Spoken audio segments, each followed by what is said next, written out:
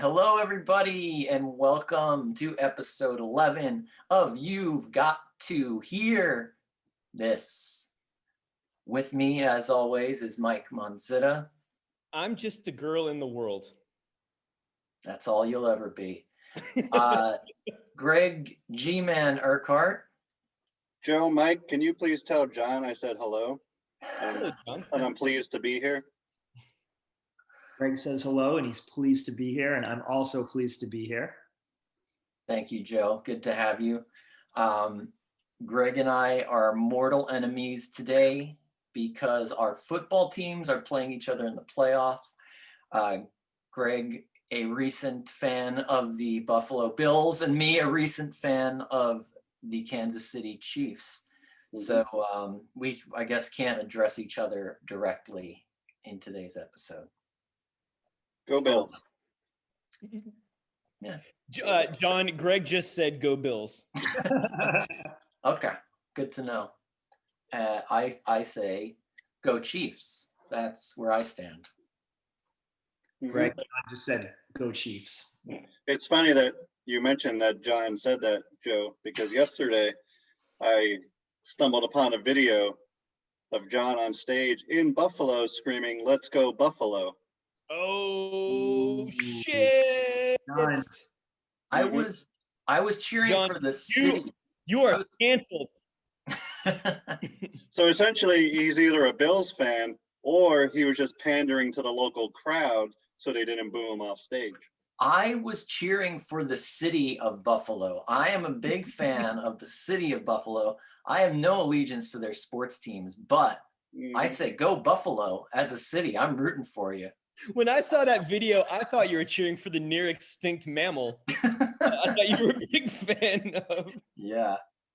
It's a shame. It's a shame what happened to the buffalo in the early American colonization. And the only reason I thought that is because I saw you at the show the following night and you said go Marmoset, which I thought was, I really appreciate your activeness. Yeah. A lot of people were confused. All right. I hope we can all be friends at some point again in the near future. One day.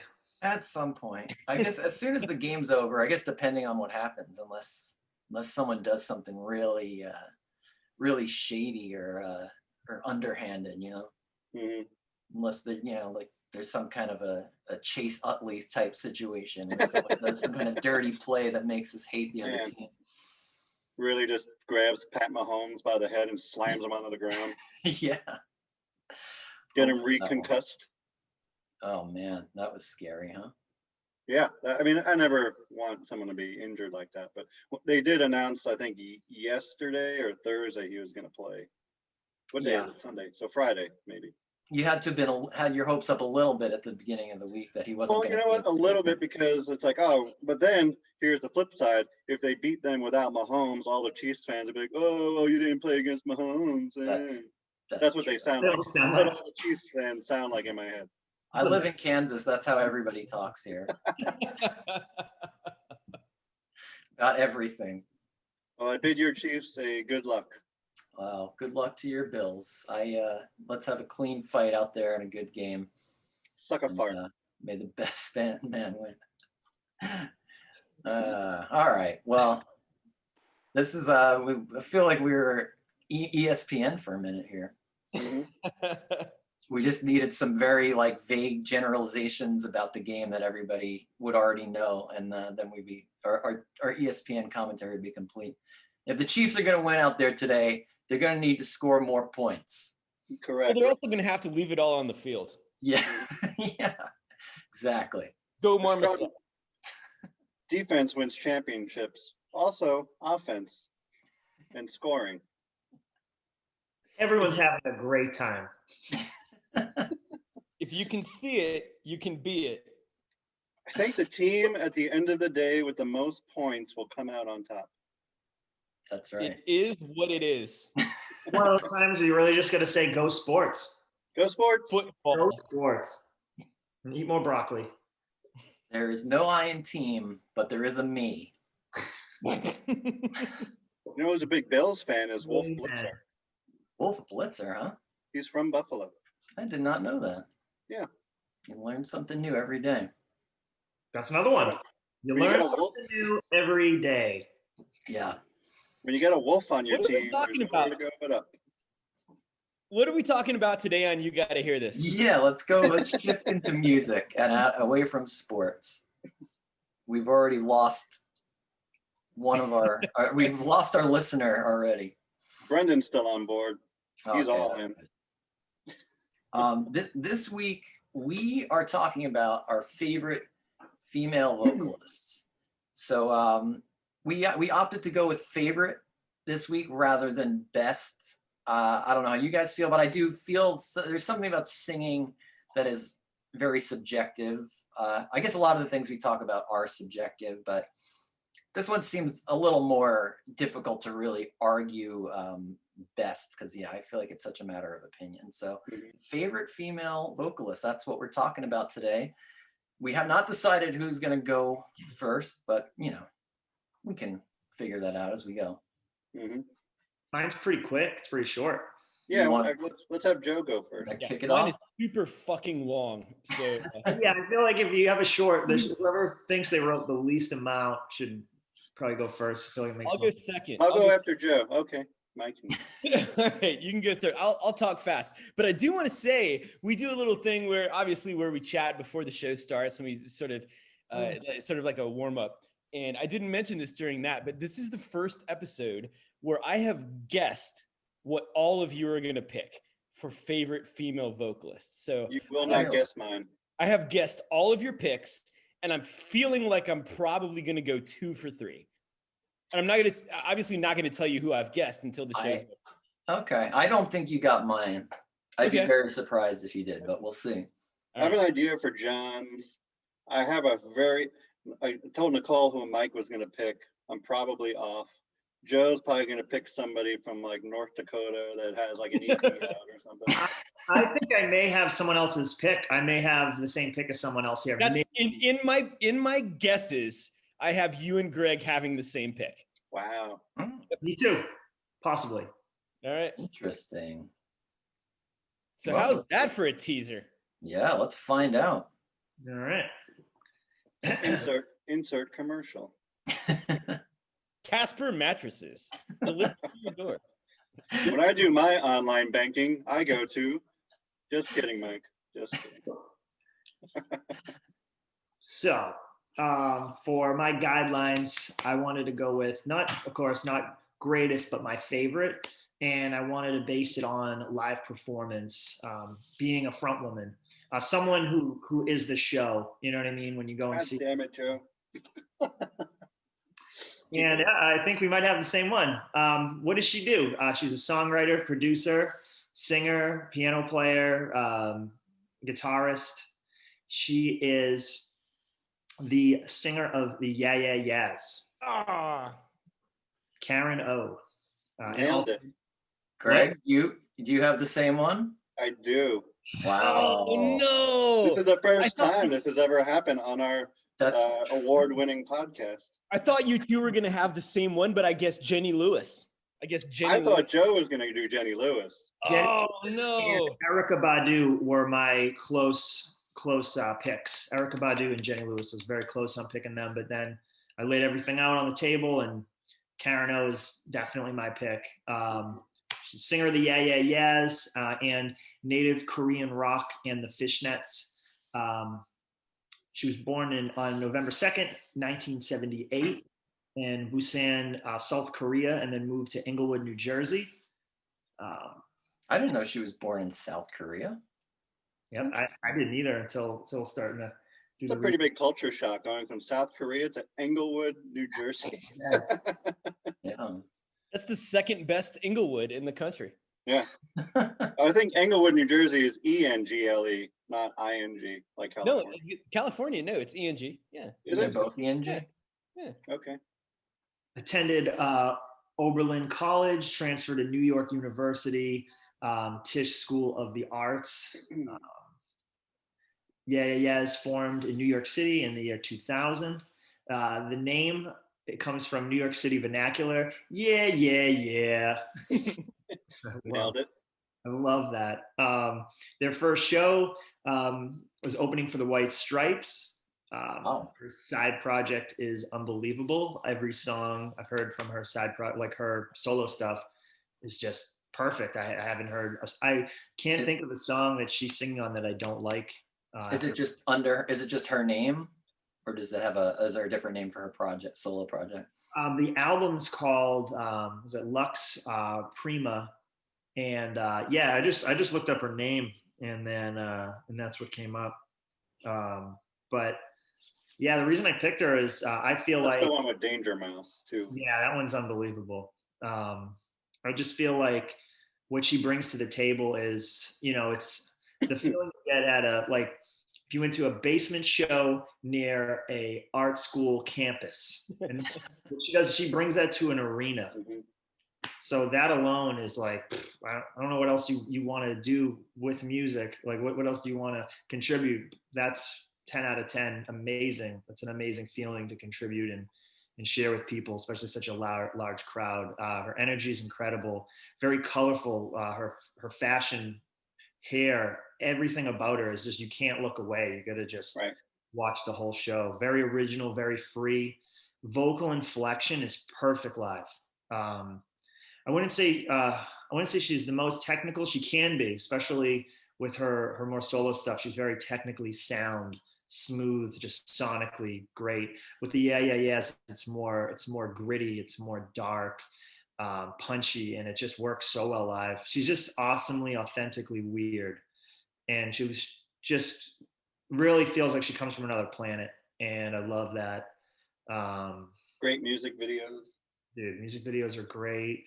Great falsettos, like high falsettos are amazing. Very dark and haunting. How are her falsettos in relation to Hulk Hogan's falsettos? Just a little bit better. I wouldn't say. They'll tag up again. These two will tag up again. Tag up again. Let's see. When you go to see the Yeah Yeah Yeahs, and she starts her set out with a flashlight headset, like a headlight stuck to her head, you just know I should have done more drugs for this, or I'm missing out, or I don't need any drugs. So she kind of gets everyone involved on the same playing field. You can go completely sober, you can go partying your ass off, not knowing up or down. And when you see the singer come out on stage with a headlight on their forehead, you know you're in for it. Which is awesome. Her lyrics are great. She's got some beautiful love songs. She's got some songs just tongue-in-cheek, almost like joke songs, but they're not sung like it's a joke, but the lyrics are definitely like not to be taken serious sometimes. My wife walked out to the song Hysteric, the acoustic version, at our wedding. So very important band to me. A lot of their influences, to me, it feels almost like the same reason why I love Modest Mouse. I feel some of their songs are on that same level for me. But yeah, that's my pick. She has a cover with Willie Nelson, Under Pressure. That's great. Fantastic. I mentioned that on a couple of podcasts ago too, because it just came out. It's really, really good. That sounds interesting. Her contributing, like she's done a song with the Flaming Lips. And she did a song with someone else. Yeah, that Willie Nelson one is fantastic. But the overall, I'll wrap it up. The reason I pick her as my favorite is she brings like I said, the basement show near an art school campus to an arena, and there's really nothing cooler than that. Mm-hmm. Joe, what was the name of the song that Amanda walked out to? That was Hysteric. Which album is it? It's not on It's Blitz, is it? Or is it? Hysteric. Let's see. I might just tag along after Joe because we had the same one. Yeah, go ahead. Yeah. Joe, have you seen them live before? Only on YouTube, and I've watched a lot. Okay. Because I saw them for the first time at there's a venue in Long Island called Jones Beach Amphitheater, and they were on Dysfunctional Family Picnic 8. And that was thrown by the alt rock station. I think it was K-Rock. Yeah. And they had like this Dysfunctional Family Picnic like festival, like one weekend of the year, like one Saturday.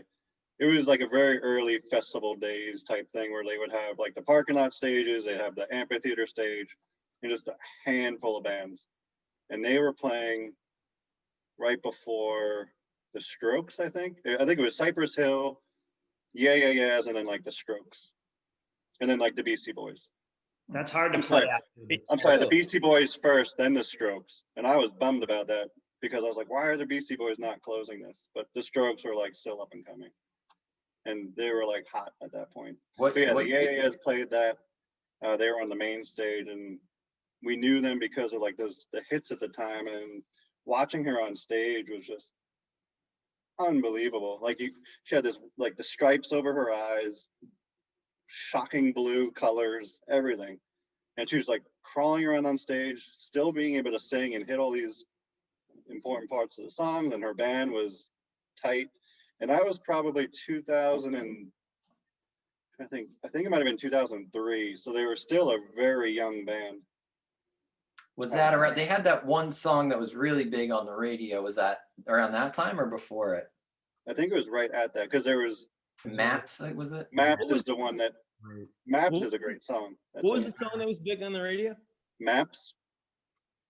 Heads Will Roll's a big one too.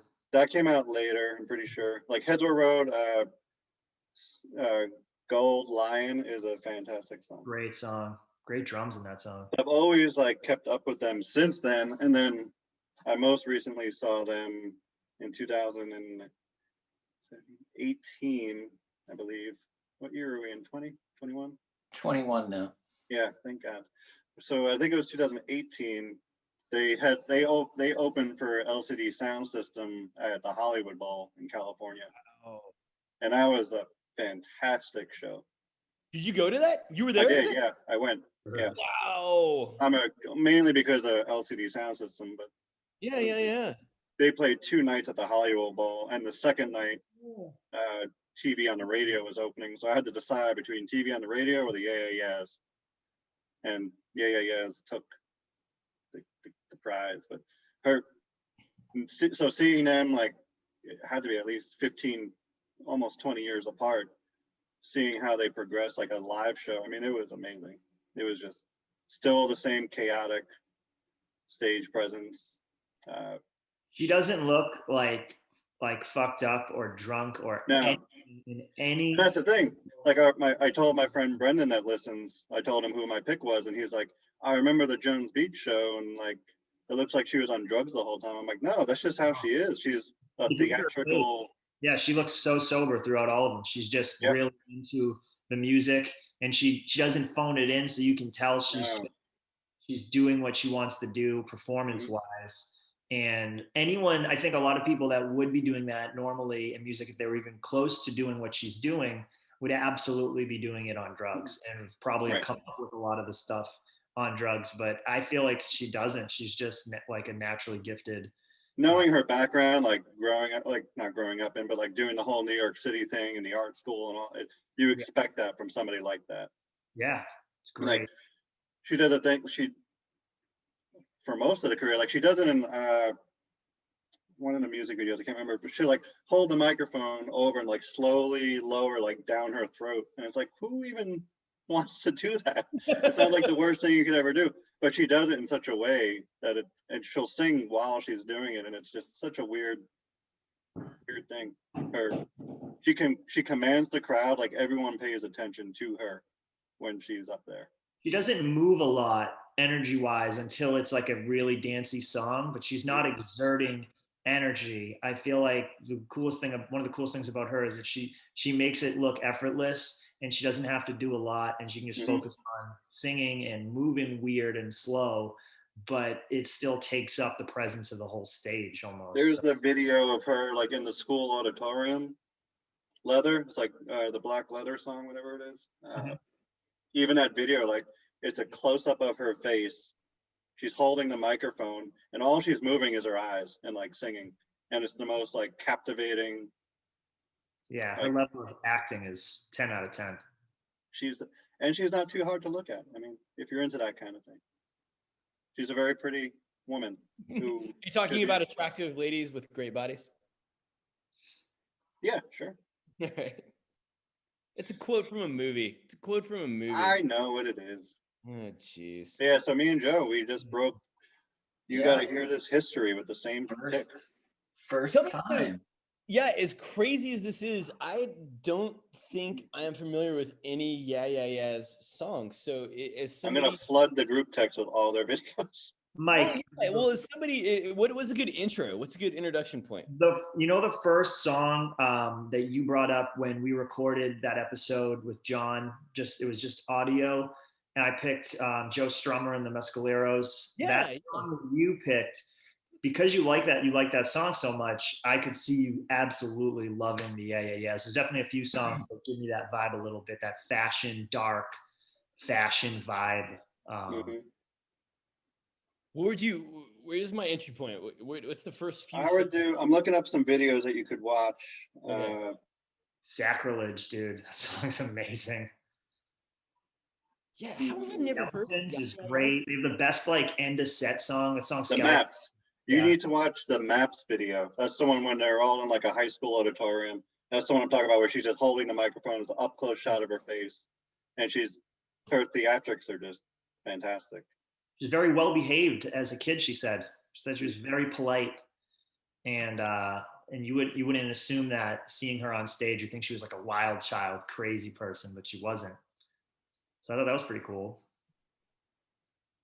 Nice. And she's currently married to Barnaby Clay and has a son named Django. Nice. Barnaby Clay, who's that? I have no idea who that is. He's just a British film and music video editor. Okay. That tracks. I don't know that off the top of my head. I was just reading verbatim from Wikipedia.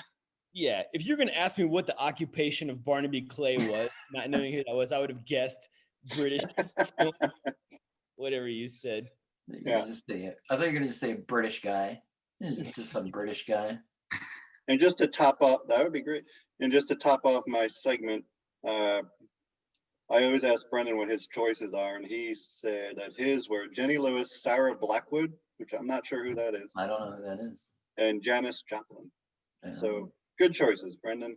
Yeah. I'm glad we got Jenny Lewis in there, because that was my pick for both you and Joe. So I'm not a huge Jenny Lewis fan.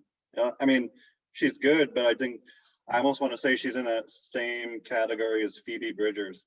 Can't stand her. Who's Phoebe Bridgers? Is that the girl from Friends? I'd rather hear Smelly Cat than listen to Phoebe Bridgers. I don't know what your problem is with Phoebe Bridgers, man. That is Who's Phoebe Bridgers? She's great. She's a great singer-songwriter. She's put out a couple of albums in the past. I think it says 2 full lengths in the past 3 or 4 years, and she's great. And Greg doesn't like her. Her first album's called I'm Pretentious, and the second one's I'm Still Pretentious. I think her lyrics and the words she picks, how specific her words are, it's very much like how Conor Oberst picks very specific words in his songs. I really like that about her. That's my favorite takeaway from her. But Jenny Lewis was a close pick for me because she's very haunting on stage. Sonically, she's perfect. She's exactly studio quality from all the live videos. But I was just looking at the full picture, commanding a stage, a band, an arena, just everything. That's why I think Karen O is my favorite. And vocally, she has a good voice. Obviously, there's better technical singers. Nicole loves Christina Aguilera. She has a great voice. Lady Gaga, we just saw her during the inauguration. She killed it. Yeah. I've seen Celine Dion in concert, and that's just a life-changing experience. But that's just lyrically. Anybody hit that second syllable? I've never heard anybody hit that second syllable like you did. I've never heard anybody say Celine Dion. That's a first for me. Celine Dion. There you go. Celine Dion. It's interesting to me. I always say Celine Dion. Celine Dion. I think after you hear her talk at a concert, her English is so broken up. She was like, "It's so nice to be here in Charlotte." And I was like, "Did she just say that? What?" Is she French Canadian or something? Yeah. Puts on a hell of a show. That's pretty funny. Hell of a show. I mean, she's got a good voice. I don't think I could sit through a whole Celine Dion concert, honestly. You can. Once she comes out on stage, John, you'll be glued. I don't know. You will. You can and you will. Next time she comes to Charlotte, I'll buy you a ticket. All right. I'll buy you a ticket. She had the last song. She had like 100 mini drones circling around her, and she caught one in her hand. And I'm just clapping like an idiot. Did she crush it? In a symbolic gesture. You're thinking of her sinister sister, Celine Dion. Dion. All right, Mike, who's your pick? We're done. That's good, Greg. That's fantastic. Holy shit. How do I follow that? Well, yeah. I think that if we're going to talk about favorite female vocalists, we have to go to the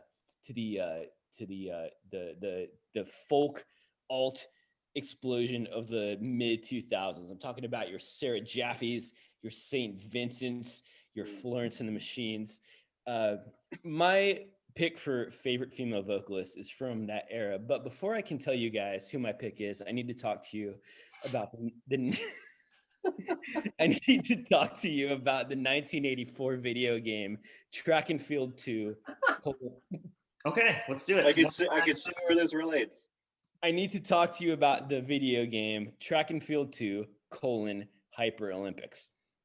Track and Field 2, Hyper Olympics has a very interesting scoring system where if you remember video games in the 1980s, if you would place, you would get a chance to put your initials into the game. So Track and Field 2, Hyper Olympics had a very vast high score system. Theirs went from 1 to 21. Normally it was like the top 3, but theirs went from 1 to 21. And you were able to put your initials in if you placed anywhere from 1 to 21. But then they had a top 3, and it was called Hyper Medalists. And so through my vast experience with Track and Field 2 Hyper Olympics, I found out that maybe 125,000 is a good score. That's probably going to get you into the top 21. And then the Hyper Medalists, I think they were, and these were, I don't know if I said this, but these were pre-programmed in by the computer. So there was like 175,000, 200,000, and 210,000. So while you're playing this video game, you can place anywhere between 1 and 21, getting a good score between 125,000, so on and so forth. But if you have an exceptional score, and so having said that, like 150,000 is really hard to do. But the first level of Hyper Medalist is 175,000. And that's so hard to do. So while you're playing the game, or while people are coming to the arcade and they're playing the game, the 1 through 21 spots are always going to change. That's usually where people are going to place. And there's always going to be new initials between there. But the top 3 Hyper Medalists are really never going to change unless somebody comes in and just is in the absolute zone and kills it for whatever miraculous reason. And if you were to get number 1 on the Hyper Medalist, like that's probably never going to happen. But if you were to do that, it's a once in a lifetime achievement. And if we're going to continue on with this analogy, which I can't imagine why we wouldn't. We're too deep now to go back. You're really running a mile to go 3 feet here. If we were to factor that over to music, let's say that your top 1 through 21, or you're maybe like top 1 through 2,000, 200,000 maybe. So throughout your entire life, you're going to be is Greg asleep? Yeah, I think you put Greg to sleep. Throughout your entire life, you're going to listen to a lot of songs that are going to place between that 1 and we'll say 200,000 if we're transferring it over to music. And every now and then a song's going to move into your top 10, or it's going to move into your top 5, or it's going to move into your top 1. And it might stay there for a few years. It might stay there for 5 years. It might stay there for a decade. But it's very rare that a song is going to break into that hypothetical hyper medalist, if you will. And I would say right now, I have probably 3 songs that are in that top tier category that are my best, that are my 3 favorite songs of all time, that are never going to be dethroned, no matter how well you're playing. to carry on the analogy.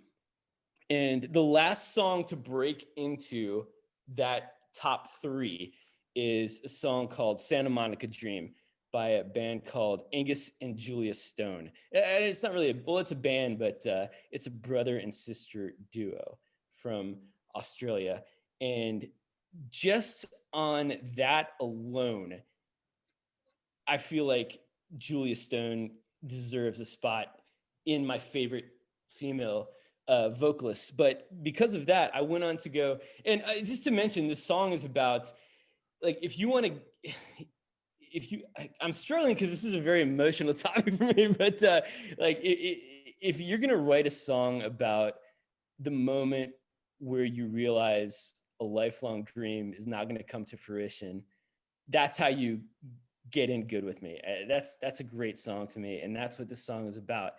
And I was going through that situation when I heard this song about that situation, but I was also taking a lot of active steps to get out of that situation. And I decided to link that song with, every time I would do something positive to get me out of that situation, I would play this song. And so that's how you get a song in somebody's top 3 songs of all time. And I think that's been a common theme of this podcast, is it all depends on what you hear, when you hear it, and what you're going through. Yep. And just that fact, it's hard for me to talk about. But so anyway, so after hearing the song Santa Monica Dream, I went back and I sort of delved into their catalog. And so the album that Santa Monica Dream is on, I'm just looking at my notes to make sure I cover everything, is called Down the Way, which they're from Australia, by the way, and Down the Way went 3 times platinum. And the big song on that album is called Big Jet Plane, which I kind of like. But the big hit, there's another big hit called Yellow Brick Road, which if you have a chance to listen to, I absolutely recommend it. And then they had a self-titled album that came out, I think it was 2014. I don't remember, but it was produced by Rick Rubin, which you can't really get any better than that. And it was pretty good, but it was a little more produced. But the Down the Road album is fantastic. And she's just like I don't want to open this can of worms again, but like I mentioned, Anthony Kiedis just seems to say things that resonate with me, even though he's not maybe the best vocalist in the world. Everything that Julia Stone says, for some reason, really resonates with me. So I don't know if it's music that everybody's going to like, but it was just something that I was really into. And I want to add, before I close out my pick, before I close out my pick, there is a performance of the song Santa Monica Dream. And the whole thing about this podcast is, it was born out of the 4 of us starting a group text where we recommend music to each other. And if you're listening to this, I please go out and listen to the live performance of Santa Monica Dream from Angus and Julia Stone in Paris. I think you just type in YouTube, Angus and Julia Stone, Santa Monica Dream, Paris. And it is one of the most, it's probably my second favorite live performance that I've ever seen, right behind Kurt Cobain, Where Did You Sleep Last Night, and the Nirvana Live and Unplugged album, because the emotion behind it is so raw and so genuine, so much so that Julia Stone tears up at the end. And I'm not a musician, and I've never been on a tour, but I have to imagine that after playing a song over and over and over and over, you kind of get used to just playing it. But it really struck me how much she was into that performance, that she actually teared up at the end of a song that she's probably played thousands and thousands of times. So probably number 2 on my favorite songs of all time, and it's so hard to get into that tier, is Santa Monica Dream by Angus and Julia Stone. And Julia Stone is my favorite female vocalist. Nice. Sorry. Yeah, I don't feel like I articulated that very well, but I hope No, that was all the feels. You brought all the feels, and that was beautiful. It's refreshing to have that. I know for me, I just have notes and notes and notes and notes, but I feel like what you did is great. And I can't do that. I can't just not write it, like not write enough down. Feel like I got to give a presentation. That's just my problem. But no, that was great, man. All right, cool. Yeah. Thanks. I believe it was this song that you sent to our group text. It's a while back now. I've sent it a few times anymore, but I remember this song for whatever reason. I ended up listening to it. It was probably like midnight or like 1 o'clock in the morning.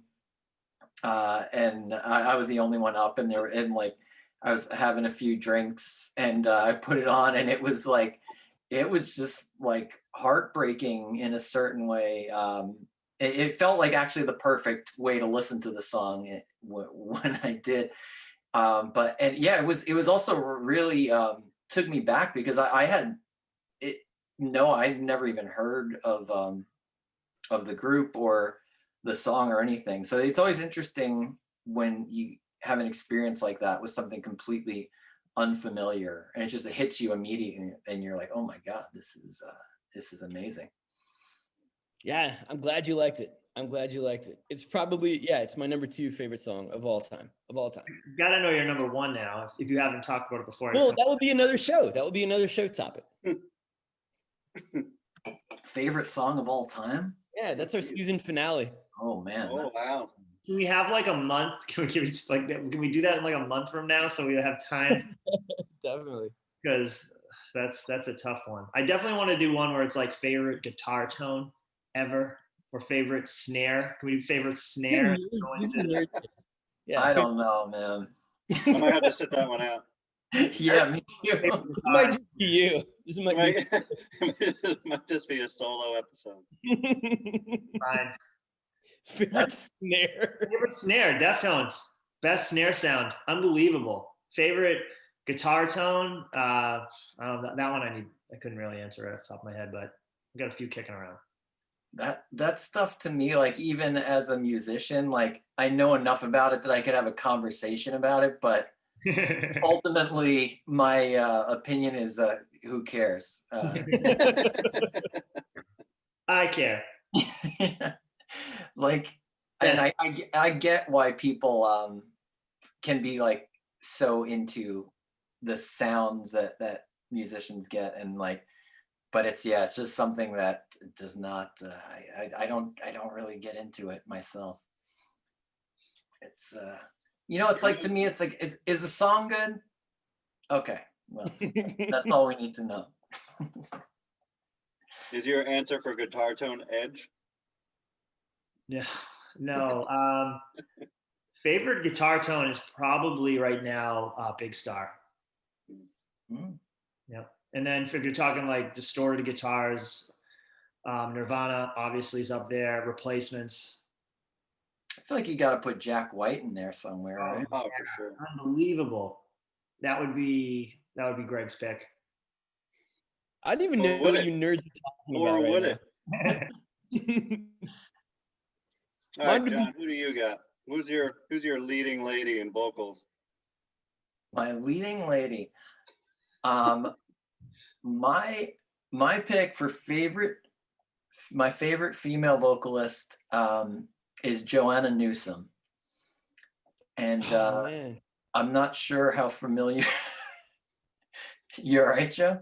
I know the song. The song just popped in my head. Okay. Great thing. I'm not sure how familiar everybody is with her, but she has an extremely unique voice, and I think you could literally say nobody sounds like her. I think that's a safe thing you could say, and I also feel like it's completely genuine and her own, that she's not putting it on. It's her voice, and so that's a really big thing to me with any singer, is that I think I respond to the uniqueness of the voice and the individuality of it. I feel like a lot of people can learn how to sing really well and can sound great, but it really takes something to have a unique voice that is your own and doesn't sound like anyone else's. And that's what I really love about her. She mainly plays the harp in her music. She, I think, sometimes plays piano. I think plays other instruments, but she's kind of a harp player, which is a little bit of an odd thing too. And she's a great songwriter as well, but I think there's something about her voice that is just really striking. As also, it reminds me a little bit of like Bob Dylan, where it can be like a deal breaker for some people. It's like, I think you could like the song, but be like, I just can't get on board with the voice. And I've heard people say that about Bob Dylan a lot through the years. And I haven't heard that many people say it about her, but I would imagine it would be the same. It's kind of either you love it or you hate it kind of thing. There's no middle ground, which is also something that I love about it. Yeah, and her voice is also kind of in a similar way to Bob Dylan, even though it's still hers and recognizable, it has developed throughout her albums. And she has an album, I think it was the third one she put out, called Have One on Me. And I feel like she really hit like this peak as a songwriter, but also as a singer. In her early albums, like her voice is a little more raw. It's a little like kind of has a lot of a folk kind of influence to it. And then by the third album, it's like a little more polished, and the music is a little more ornate, I guess, or like really the arrangements are, you know, a little more complicated and a little more interesting than what she started out doing. But and her voice, I think, rose to meet that occasion. And so that's another thing too. It's sort of like the way she's developed her voice with her music, and also stayed true to the uniqueness of it. So that's my that's my pick. There's a lot of other female vocalists that I think are probably better singers, maybe, and in certain ways would even like some of their songs or some of what they do with their voice better. But just her as a unique voice is such an amazing thing to me that just I don't think anyone can compete with what she's done as an individual, as a singer and a songwriter. She's created something that's extremely unique to herself. Why do I not know who this is? Who is she in a band? Is she a?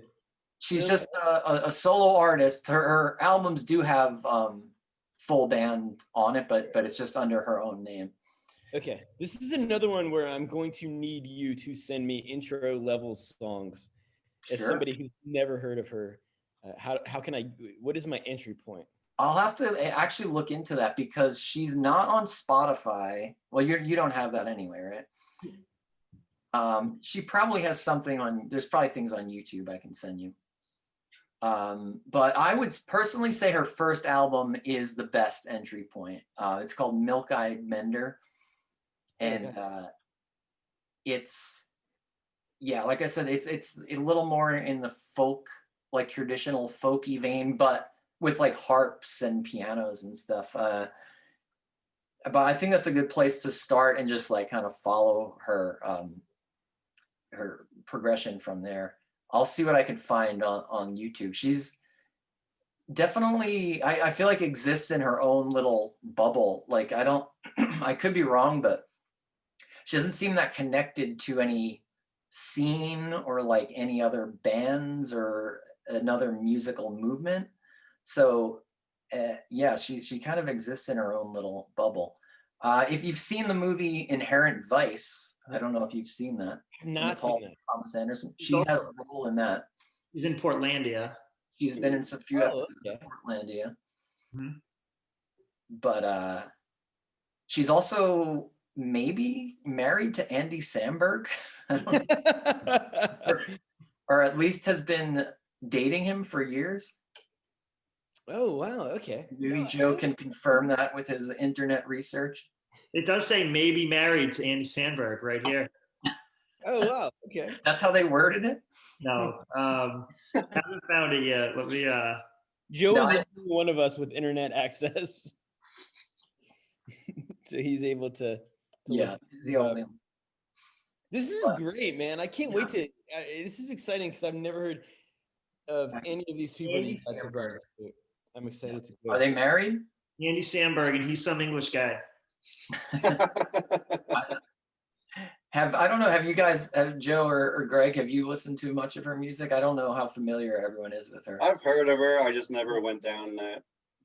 I got really into that. Was it YS?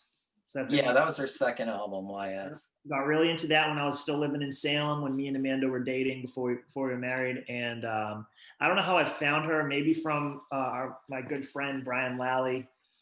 He's showed me a lot of great bands. I'm pretty sure I found out about him just waking up in the van and he's playing it in the van, and I'm just being like, who is this? Who, like, you know what I mean? Like, just waiting on. Yeah, that is something I miss about touring in a van. There's not a lot of things I miss about it, but that is one thing, is that you kind of just discover music because everybody is always listening to it in the van, and you got like 9 people or whatever, all with different musical tastes, and you just kind of like you wake up from a nap and hear something, you're like, what is this? I feel like that's a great, I was thinking about that when I was researching this topic, and I feel like that might be a great topic for this show, is bands that we've discovered. And when I say discovered, I mean bands that we were the first ones to hear about in our friends group. And the first one that came to my mind was, I remember, so I've got 3 that I'm extremely proud of. And the first one is Bush. I saw them at Amos's in Charlotte in 1994. And I said, these guys are going to be huge. I think I told a story earlier about when I went to a Guns N' Roses show and my friend Jason Poole bought the Blind Melon CD. So the same kind of thing. So the second one was Jack Johnson. I was just kind of walking through the music aisles. This was like in, I don't know, 2000, maybe 1999. And I saw it and I was like, you know what? I'm going to buy this CD. And just because I like the cover, and it turned out to get huge. But my third one that I'm also proud of is we went to go see Bush in early 1995, and opening for them was No Doubt. And yeah, I said, and this was when they were playing, like, they had a horn section, and they were playing Imperial March. They were playing Imperial March on trombone and trumpet, and I was like, these guys. And then Gwen Stefani would get down and do push-ups on stage, and I was like, these guys are going to be huge, and they were. So those were my 3. Those were the 3 bands that I discovered: Bush, Jack Johnson, and No Doubt. I don't know, that might be a cool show topic if you've ever. That is a good topic. I actually got to see Joanna Newsom at something, I think it was called like Sasquatch Fest out in. Is that the one on the Gorge? I've seen pictures of that. I've seen pictures of that, but they all looked photoshopped. I think a bunch of people, a bunch of those like the furry people just come and just show up, and they're just like, what That's is the funniest thing I've ever said in my life. That's the funniest thing I've ever said in my life. Can we pause for a second for that? That is, it's true. I think you've done better. I mean, not to take away from that joke, but It's no Celine Dion. Great metal band name? That's the funniest thing you've ever said. It is, and all they do is like really heavy metal versions of Celine Dion songs. It's a good idea. We played with a metal band that covered "Kiss by a Rose" by Seal, and it was really heavy, and I'll never forget that. Wow. There's a band that dresses up as Ned Flanders, and they play death metal songs. I think they're called like the Flanderses or something. It's fantastic. That's incredible. You got to appreciate a good metal band gimmick, you know? John, did you see the Flaming Lips did their first Bubble concert the other night? I saw that on Instagram just from Wayne Coyne. That's pretty fantastic. That's an amazing idea. I still don't know if I'd actually want to go to it, but I would go in a heartbeat. That just sounds like so much fun. I don't know, man. Music just to be around a bunch of random people. Yeah, just to be like anywhere besides my house. Absolutely. Yeah. It's also it's like, what is it, like $200 for a bubble or something like that? Worth every penny. It might even be more. This is the world we live in now, John. Yeah, you know what's weird is I believe it's in Oklahoma City. That is in driving distance for me. I could drive there in like 4 or 5 hours. Yeah, you should. I don't know if I want to. If we buy bubbles, we can do this whole show with just 2 feeds, just John's feed and us all in one space. Just Should we do it live from the bubble? Is that what you're saying? We could also we could take it on the road. Bubble Fest. Bubble Fest. You got to hear this bubble tour. I remember since we started doing this podcast, everybody's like, "Why aren't you doing it from the bubble?" I was like, "Hey, I don't fucking know. I agree. Do this from the bubble." Bubble Bobble, 1 of 9,000. That's a good one. That's a game. Wait, Mike, I meant to ask you this when you were talking about the video game before your loose analogy that connected the video game thing to your favorite singer. Yep. Was that Olympic game able to be played on the Nintendo Power Pad or no? Dude, I bought a Power Pad. This is not a Power Pad video game. Original Dance Dance Revolution. Yeah, the Power Pad was the coolest thing ever in its day. We had one kid in our neighborhood that had it, and did everyone go to their house? Yeah, it was bad. One kid had the Power Pad. One kid had the Power Glove. Worst. One kid had another kid had the Nintendo. Yeah. So you had to get it all and then just go over to his. Yeah. And there was one Game Genie in the neighborhood, and one day we just all brought everything to one house, and it was like, dude, and none of it worked. None of it worked. My brother asked for I think it was called the R Zone. It was the clip, like it goes on your head, and it goes down in front of your eye, and it's just red. And it's this close, and you're gonna cross your eyes, and it's like right here. It's the worst video game thing ever made. And I remember him putting it on his head as a little kid, laughing at him, being like, "That is so stupid." I played it once, and I was like, "I'm never gonna bother you about playing this." Like I remember being mean about it. Like you asked for the stupidest video game system that's ever existed. Congratulations. What did it do? What powers did that grant you? You remember the Tiger games? Tiger. Yeah. You used to take your favorite arcade game graphics, put it on this 2-cent screen. Yeah. Moved. It was just boop, boop, boop, boop. Just pretending they basically emulated you were moving, but you weren't, and you just stood in place the whole game, and it was just mashing buttons that didn't work anyway. And basically it was Tiger, the worst video game thing that's ever come out. And it's just this close to your eyeball. And you have to turn your eye this way. You literally have to go outside to see it. And it gives you an instant headache. Instead of just playing a game too long and getting a headache like Atari 2600 or old some NES games, just immediate 5 minutes in, you get a headache. This is R Zone. I'm pretty sure it's called the R Zones. Like the Google Glass of its day. Yeah, I think the biggest fail in video game history, besides the Tiger games, Tiger games are for parents that are like, all right, it's Jimmy's birthday. He wants a video game, and video games are $60. They've always been $60. They're still $60, and it's like, hey, and you're at the end cap at Toys R Us, and you're like, you're holding the game that you got, that $60 game. And you're like, I don't know, this is pretty expensive, and you're just like, you know what? Let me put this back. I can get this for $6. And it looks great. They put all the work into the graphic design, and it's the worst. Yeah, that's like the grandma at Toys R Us that would buy you a MASH figure. Yeah, that's the audience.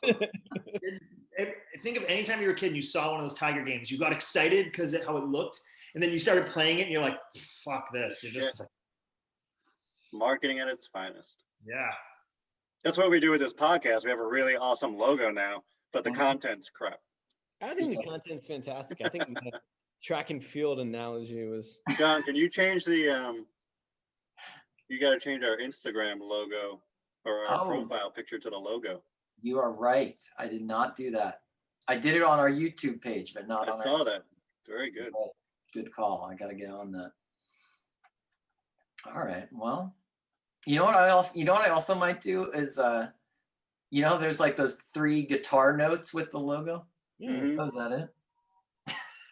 You look super cool wearing that. The coolest. That's Wait, is that the thing? Is that the actual thing? This is Ryan's zone. This is Ryan's zone. He's the coolest man that ever lived.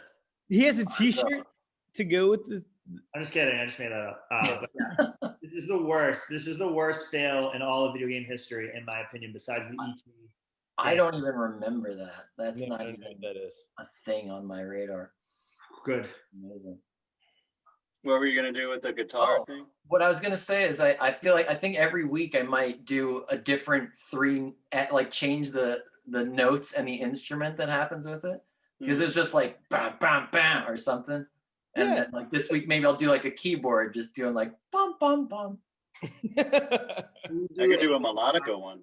Yeah, there you go. See, every week we'll change it up. Can we do like a harmonized acapella, all 4 of us? Yeah, Yeah. maybe we could go. Definitely. You gotta hear this. Yeah, this is great. This is all good stuff. Yeah, I mean, makes sense. All right. Well, Cool. I'm gonna go cook some wings and watch some Bills. Drink some Labatt Blue. And, Nice. We should still. I'm just gonna go turn off my lights and sit in the corner and listen to Bob Seger and drink some whiskey. There you go. That sounds like a great Sunday night. I'm gonna work on my screenplay of just a confused bear. The bear going through a rough time. The Motocross 2. Yeah, Cross the bear. across the bear. Yep. I woke up to about 47 text messages. And at that point, I was like, I'm not even going to respond. I have nothing to say here. It's a little hard to jump in after 45 that were happening at 1 a.m. or whatever. Yeah, was. it was super like my phone's in shutdown, like it's in the quiet mode between 10 and 7. So I saw some text coming through and I was like, eh. Yeah. No, you don't want to respond to this. You're fine. Yeah, it's one of those that you're either there for it or you're just getting annoyed. At least you weren't getting woken up by it. No. Yeah. I don't know if the context matters if we need to talk about it, but there was a movie called Motocross, a Disney movie. Joe had learned about the band Juliana Theory. No, it was me. Yeah, it was Well, Joe, that's where Joe discovered them. Okay, You had talked about how you were just getting into them now. Joe had discovered them from a movie called Motocross. Somehow we got into a text discussion late into the night about the sequel to Motocross, Motocross 2, because the original is a girl pretending to be a boy so she can compete. And then the sequel, I think the idea was that we figured it should be a boy who's pretending to be a girl who's pretending to be a boy. And then somehow that moved on to a bear who's pretending to be a boy who's pretending to be a girl. You got it. And Joe actually made some images up to go along with that. There's a lot of movies like that are like a girl pretending to be a boy or vice versa. Like you had Ladybugs, where that guy, where the boy had to dress up like a girl to be on the soccer team, coached by Rodney Dangerfield. That's right. And then there's Mrs. Doubtfire, which is just traumatizing. Yeah, it was a bit kind of a popular theme in the like late 90s, early 2000s. Yeah, I don't think they could pull those things off now. No. As soon as the bear takes its glasses off and lets its hair down, it's the Look sexy. at how focused that bear is. Learn something from that bear. Oh man, see, this is I feel like somehow that this is the proper way to channel the insanity of COVID in the past year. Mhm. Is into stuff like this. This is where to put your time and energy when you're feeling insane. This grizzly bear is riding a motorcycle. This girl couldn't care less. He- Uninterested. That's amazing. Joe, wait, did you make all of those? No, I found them on Google. I just looked up bear on motorcycle. I want this as a picture in my house. That's on Google. I think that's a good poster. You could make that it's like a giant poster and hang it on your wall. It's great. I just actually Googled animals on motorcycles, and it's the greatest thing. Animals on motorcycles. Oh, it's so bright. I can't see it. It's pretty great. It's a chicken. A chick on a motorcycle in black leather. Next week's episode, favorite animals on motorcycles. Yeah, I saw the chick one. That's so good. All right. All right. I think that's enough. I think that's a good stopping point. That's enough. All right, everybody. Have a good week, everyone. Thank you for listening. Bye. Oh, and leave your comments on who your favorite female vocalist is Yes. on our Instagram page. And we will listen to every song you post. At least I Yes. will. Give it a whirl.